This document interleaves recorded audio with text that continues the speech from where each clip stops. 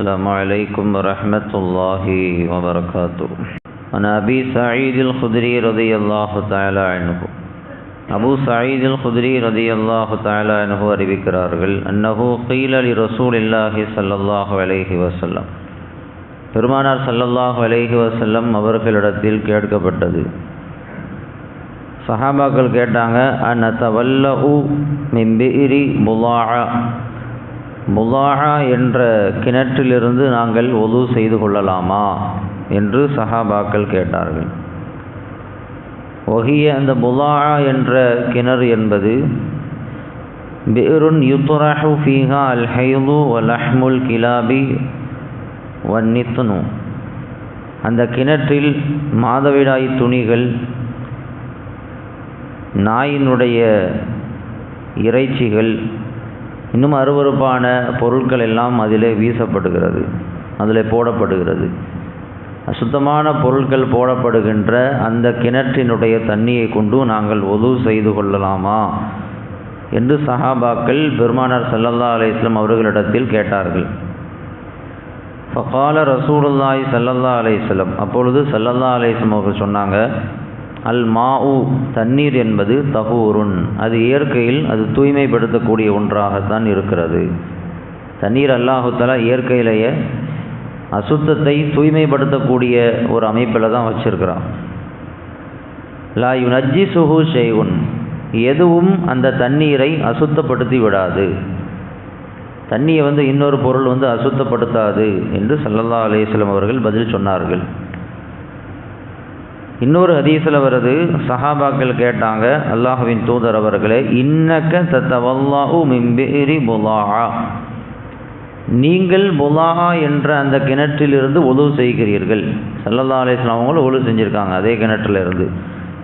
அதே கிணற்றில் தான் அசுத்தங்கள் போடப்படுகிறது, பெண்கள் பயன்படுத்தக்கூடிய மாதவிடாய் துணிகள் போடப்படுகிறது. இப்படிலாம் இருக்கக்கூடிய அந்த கிணற்றிலிருந்து நீங்களும் ஒது செய்கிறீர்களே, இது சட்டம் என்ன, அது கூடுமா, தண்ணி சுத்தமா அப்படின்னு கேட்டாங்க. ஸல்லல்லாஹு அலைஹி வஸல்லம் அப்பொழுதும் அதே பதில்தான் சொன்னார்கள், அல் மாஉ லா யுனஜ்ஜிசுஹு ஷைஉன், தண்ணி தூய்மையானது, அதை எந்த பொருளும் அசுத்தப்படுத்தி விடாது அப்படின்னு சொன்னாங்க.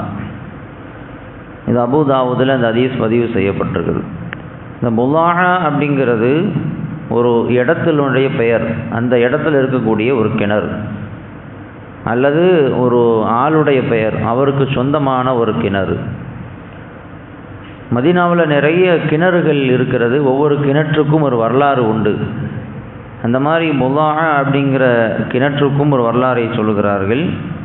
சில மார்க்க அறிஞர்கள் கூற்றின்படி ஸல்லல்லாஹு அலைஹி வஸல்லம் அவர்களுடைய எச்சில், முபாரக்கான எச்சில் அந்த கிணற்றிலே கலந்து இருக்கிறது. அதே மாதிரி அங்கிருந்து ஒரு வாளியில் தண்ணி எடுத்து கொண்டு வர சொல்லி ஸல்லல்லாஹு அலைஹி வஸல்லம் அவர்கள் ஒது செய்து அவர்கள் மேனியில் பட்ட அந்த தண்ணீரை அந்த கிணற்றில் ஊற்றப்பட்டு இருக்கிறது என்றும் அதற்கு ஒரு வரலாறு சொல்கிறாங்க. ஆக ஏதோ அங்கே ஒரு பிரபலமாக இருக்கக்கூடிய ஒரு கிணறு. இப்போ சஹாபாக்கள் என்ன கேட்குறாங்க, அந்த கிணற்றில் அசுத்தங்கள் போடப்படுகிறது, நஜீஸ்கள் கலக்கிறது, அருவருப்பான விஷயங்கள்லாம் அதில் போய் விழுகிறது, அதில் உள்ள தண்ணியை கொண்டு ஒது செய்யலாமான்னு கேட்குறாங்க. நமக்கு இங்கே ஒரு கேள்வி வரும், அது சட்டத்தை தெரிஞ்சுக்கிறதுக்கு முன்னால், ஏன் அதில் கொண்டு போய் அசுத்தத்தை போடுறாங்க? மாதவிடாய் துணிகள் கூட போடப்படுவதாக சஹாபாக்கள் சொல்கிறாங்க, கிணத்துல கொண்டு போய் ஏன் போடணும் அப்படின்னு நமக்கு ஒரு கேள்வி வருது. பொதுவாக இந்த மாதிரியான நிகழ்வுகள் எல்லாம் எங்கே நடக்கிறது அப்படின்னா மதீனாவில் தான் நடக்குது. மக்காவில் இந்த மாதிரி சட்டங்கள், மார்க்கத்தினுடைய ஷரியத்தினுடைய சட்டத்திட்டங்கள்லாம் அங்கே அதற்கான விளக்கங்கள் எதுவும் தரப்படலை. அங்கே ஒன்று தௌஹீத் மட்டும்தான், ஏகத்துவ கொள்கை, கலிமா சார்ந்த விஷயங்கள் மட்டும்தான் அங்கே நடந்துச்சு. ஷரியத்தினுடைய சட்டத்திட்டங்கள், தொழுகை, நோன்பு, ஒது செய்யக்கூடிய சட்டங்கள் எல்லாமே மதீனாவில் தான் நடக்குது. அப்போ இந்த சம்பவம் மதீனாவில் தான் நடந்திருக்கணும். மதீனாவில் மேக்சிமம் யார் இருப்பா? சஹாபாக்கள், இஸ்லாமியர்கள் தான் இருப்பாங்க. இஸ்லாம் தூய்மையை விரும்பக்கூடிய ஒரு மார்க்கம். சஹாபாக்கள் தூய்மையை விரும்பினாங்க. அப்படி இருக்கிற பொழுது அசுத்தங்களை கொண்டு போய் அந்த கிணற்றில் ஏன் போடுறாங்க? எதுக்கு கிணத்துல கொண்டு போய் போட்டாங்க? இந்த ஹதீஸில் அப்படி தான் வாசகம் வருது. யுல்கா யுத்ரஹு ஃபீஹா, அதிலே கொண்டு போடப்படுகிறது. அந்த தண்ணியை ஒழு செய்யலாமா அப்படின்னு சொல்லி கேட்குறாங்க. போடப்படுது அப்படின்னு சொன்னால் நேரடியாக மக்கள் கொண்டு போய் போட்டாங்கன்னு அர்த்தம் கிடையாது. இந்த ஹதீஸுக்கு விளக்கத்தை தேடுகிற பொழுது இமாம்கள் சொல்கிறார்கள், மக்கள் கொண்டு போய் நேராக அசுத்தங்களை கிணத்துல கொண்டு போய் போட்டாங்கன்னு அர்த்தம் இல்லை. அசுத்தமான பொருட்களை நாம் இன்றைக்கி குப்பை கூலங்களில் ஒதுக்குப்புறமாக போடுவோமா இல்லையா, அந்த மாதிரி அவங்க போடுவாங்க. வீட்டினுடைய முற்றத்தில் அல்லது குப்பை போடக்கூடிய இடங்களில் அவங்க அந்த அசுத்தமான விஷயங்களை கொண்டு போய் போடுவாங்க. காற்று அல்லது மழையினால் அந்த அசுத்தங்கள் அடித்து வரப்பட்டு கிணத்துல போய் விழுந்துரும். இதுதான் நடந்திருக்கு. யாரும் நேரடியாக கொண்டு போய் போடுறாங்கன்னு அர்த்தம் இல்லை. அவங்க யதார்த்தமாக குப்பை தொட்டிகளில் போடக்கூடிய அந்த விஷயங்கள் காற்றினாலோ மழையினாலோ அடித்து வரப்பட்டு அந்த கிணத்துல கொண்டு போய் விழுந்துருது. ஆக மொத்தத்தில் அதில் அசுத்தங்கள் கிடக்குது. அதில் இப்போ அந்த தண்ணியை கொண்டு ஒழு செய்யலாமா அப்படின்னு கேட்கும் பொழுது தான் ஸல்லல்லாஹு அலைஹி வஸல்லம் அவர்கள் சொல்லுகிறார்கள், தண்ணி சுத்தப்படுத்தக்கூடியது, எதுவும் அதை அசுத்தப்படுத்தாது. எதனாலும் தண்ணீர் ஒழு செய்ய முடியாத அளவிற்கு உண்டான தண்ணீராக மாறிவிடாது. அதாவது அதை கொண்டு ஒழு செய்யலாம் அப்படிங்கிறாங்க. ஏன் அப்படி சொன்னாங்க? என்ன அடிப்படையில்? அவ்வளோ பெரிய அசுத்தமான நாயினுடைய இறைச்சிகள் போடப்படுதுங்கிறாங்க. பெண்கள் பயன்படுத்தக்கூடிய மாதவிடாய் துணிகள் போடப்படுதுங்கிறாங்க. அப்படி இருக்கிற பொழுது அந்த தண்ணியை கொண்டு எப்படி ஒழு செய்ய முடியும்? பெருமானார் ஸல்லல்லாஹு அலைஹி வஸல்லம் அவங்களும் ஒழு செய்கிறதாக ஹதீஸில் வருது. ஏன் அப்படி ஸல்லல்லாஹு அலைஹி வஸல்லம் சொன்னாங்க அப்படின்னா, நேற்றைக்கு நாம் சொன்ன அந்த சட்டம்தான் இன்றைக்கு நாம் நினைவிலே கொள்ள வேண்டும். குறைந்த தண்ணீராக இருந்தால் ஒரு சட்டம், அதிகமான தண்ணீராக இருந்தால் ஒரு சட்டம். குறைவான தண்ணீரை பொறுத்தவரை நஜீஸ் விழுந்து விட்டாலே அது அசுத்தமாக மாறிடும், அதை கொண்டு ஒழு செய்ய முடியாது. அதிகமான தண்ணீராக இருக்கும் பட்சத்தில் நஜீஸ் விழுந்ததால் மட்டும் அது பயன்படுத்த முடியாத தண்ணீராக மாறிவிடாது. அதனுடைய தன்மைகளில் ஒன்று மாறினால் மட்டும்தான் அது அசுத்தமாக மாறும். இப்போ கிணறு அப்படிங்கிறது ரொம்ப பெரிய இடம், அகண்ட ஒரு விசாலமான இடமா இருக்கும், ஆழமாகவும் இருக்கும், தண்ணி நிறைய இருக்கும். நிறைய இருக்கக்கூடிய அந்த இடத்துல அது அதிகமான தண்ணியாக தான் இருக்கும். அதிகமான தண்ணீரில் ஒரு நஜீஸ் விழுவதால் மட்டும் ஒட்டுமொத்தமாக அது ஒது செய்ய முடியாத அளவிற்கு அது கெட்டுப்போன தண்ணியாக மாறிடாது. ஸல்லல்லாஹு அலைஹி வஸல்லம் ஏன் அதை கொண்டு உதவு செய்யலான்னு சொன்னாங்கன்னா, ஒன்று அது அதிகமான தண்ணி, ரெண்டாவது அதில் எந்த மாற்றமும் ஏற்படலை. அதனுடைய டேஸ்ட்டோ அதனுடைய நிறமோ அதனுடைய தன்மையோ எதுவுமே மாறலை. அதனால் ஸல்லல்லாஹு அலைஹி வஸல்லம் அவர்கள் அதை கொண்டு உதவு செய்யலாம் என்று சொன்னார்கள். ஒருவேளை அது குறைவான தண்ணீராக இருந்தாலோ அல்லது அதனுடைய தன்மைகளில் ஏதாவது ஒன்று மாறி இருந்தாலோ ஸல்லல்லாஹு அலைஹி வஸல்லம் நிச்சயமாக அனுமதித்திருக்க மாட்டார்கள்.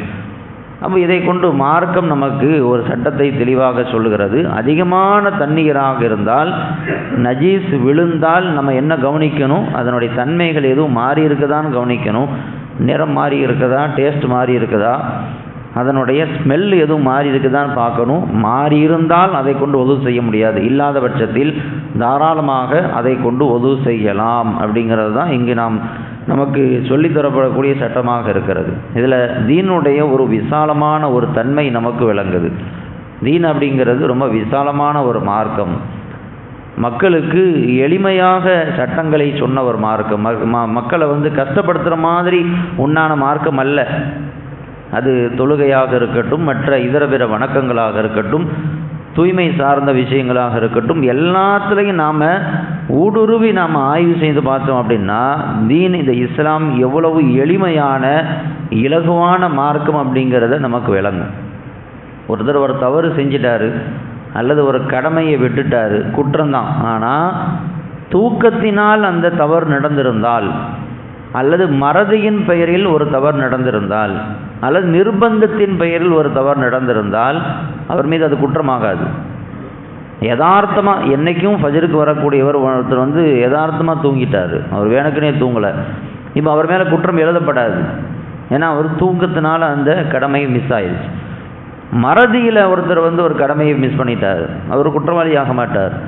நிர்பந்தமான முறையில் வேறு வழி இல்லாமல் நிர்பந்திக்கப்பட்டு ஒருத்தர் ஒரு தவறு செய்கிறார், அவர் குற்றவாளியாக மாட்டார். இதெல்லாம் இஸ்லாம் மனிதர்களுக்கு வழங்கி இருக்கக்கூடிய ஒரு சலுகை, ஒரு எளிமை அப்படிங்கிறத நாம் விளங்கணும். அப்போ அந்த அடிப்படையில் தான் இந்த சுத்தத்தினுடைய தூய்மைப்படுத்தக்கூடிய விஷயத்திலும் இஸ்லாம் எளிமையான சட்டத்தை சொல்லியிருக்கிறது. ஒருவேளை இஸ்லாம் இப்படி சொல்லியிருந்தால் எவ்வளோ பெரிய அதிகமான அளவு தண்ணியாக இருந்தாலும் அசுத்தம் விழுந்த உடனே நீங்கள் யூஸ் பண்ண முடியாது அப்படின்னா இன்றைக்கி கிணத்து தண்ணியை யூஸ் பண்ணவே முடியாது. கிணறு போன்ற விஷயங்கள்லேருந்து தண்ணியை நம்ம பயன்படுத்தவே முடியாது. அவ்வளோ பெரிய ஒரு கஷ்டம் நமக்கு ஏற்பட்டிருக்கும். அல்லாஹு தாலா அந்த ஒரு கஷ்டத்தை மனித சமூகத்திற்கு கொடுத்துடக்கூடாது அப்படிங்கிறதுனால இஸ்லாம் ஒரு எளிமையான ஒரு சட்டத்தை நமக்கு சொல்லியிருக்கிறது. இதற்கு அல்லாஹுக்கு நாம் அதிகம் நன்றி சொல்ல கடமைப்பட்டிருக்கிறோம். இஸ்லாம் சொல்லியிருக்கக்கூடிய சட்டங்களை விளங்கி அமல் செய்யக்கூடிய தௌஃபீக்கை நமக்கு அல்லாஹ் ரப்புல் ஆலமீன் வழங்கி அருள் புரிவானாக. வ ஆகிரு தஅவானா அனில் ஹம்துலில்லாஹி ரப்பில் ஆலமீன்.